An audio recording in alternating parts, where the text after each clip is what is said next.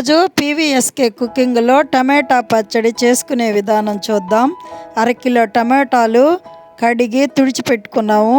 ఒక 20 గ్రాముల చింతపండు. ఈ పచ్చడి చాలా బాగుంటుంది. 15 ఎండుమిరపకాయలు తుంచి పెట్టుకున్నాను. 2 స్పూన్లు ధనియాలు, 1 స్పూను జీలకర్ర, 1 స్పూను ఆవాలు, 1/2 స్పూను మెంతులు తీసుకున్నాము. ఇప్పుడు ఆయిల్ వేసుకొని ఇవి వేయించుకుందాము. టమాటాలు కోసి పెట్టుకున్నాం ముక్కలు. 2 స్పూన్లు ఆయిల్ వేసుకొని ఎండుమిరపకాయలు వేసుకున్నాం. తుంచి పెట్టుకున్న ఎండుమిరపకాయలు 15-16 ఎండుమిరపకాయలు ఉన్నాయి. ఇవి మీరు కారం ఎక్కువ కావాలనుకున్న వాళ్ళు ఇంకో 2-3 వేసుకోవచ్చు. నేను కరెక్ట్ కారంకి సరిపోయేటట్టు వేసాను. ఇప్పుడు ధనియాలు వేసి సన్న మంట మీద వేయించుకోవాలి, పెద్ద మంట పెట్టుకోకూడదు. ఇప్పుడు జీలకర్ర వేసుకుందాము.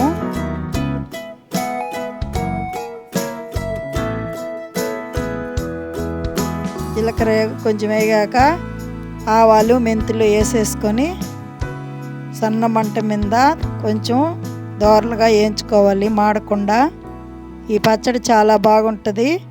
ఇప్పుడు చల్లారాక మిక్సీలో వేసుకొని తిప్పుకున్నాము, పొడి చేసుకున్నాము. దాన్ని మనం వేయించుకున్న ఎండుమిరపకాయలు టమోటా ముక్కల్ని కూడా మిక్సీ పట్టుకున్నాము, మెత్తగా గ్రైండ్ చేసుకున్నాము. చింతపండు వేసి ఇలాగా గ్రైండ్ చేసుకున్నాము, జ్యూస్గా వస్తుంది. ఇప్పుడు 2 స్పూన్లు ఆయిల్ వేసుకొని మనం మిక్సీ పట్టుకున్న టమోటాలని గుజ్జుని ఇందులో పోసుకుందాము.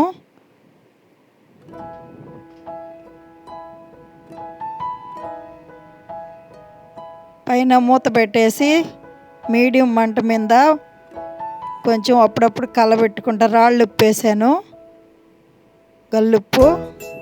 ఇటు కలుపుకుంటూ ఉండాలి, దగ్గర పడేదాకా కలుపుకోవాలి. గుజ్జు మొత్తం దగ్గర పడుతుంది. దగ్గర పడి ఆయిల్ కొంచెం పైకి తేలింది, ఉడికిపోయింది, దగ్గర పడింది. ఇప్పుడు మనం మిక్సీలో వేసుకున్న పొడిని ఇందులో కలుపుకున్నాము.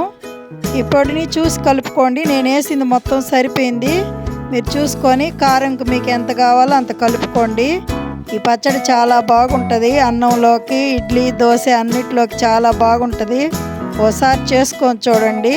ఈ వీడియో మీకు నచ్చితే లైక్ కొట్టండి. ఇప్పుడు తాలింపు పెట్టుకున్నాం ఆ పచ్చడికి. మళ్ళీ ఒక 2 స్పూన్లు ఆయిల్ వేసుకొని ఎండుమిరపకాయలు, పోపు దినుసులు వేసుకున్నాం. పచ్చెనగపప్పు, ఆవాలు, జీలకర్ర అన్నీ వేసుకొని కరివేపాకు, ఇంగువ కూడా వేసుకున్నాం. కొంచెం తెల్లబాయలు నలగొట్టేసాను. ఇంగువ, తెల్లబాయలు అన్నీ వేసుకొని వేగనిచ్చి ఆ పచ్చట్లో కలిపేసుకున్నాము. ఇది వారం రోజుల దాకా ఉంటుంది. ఇది చాలా బాగుంటుంది. ఒకసారి చేసుకొని చూడండి. ఈ పచ్చడి ఇలాగా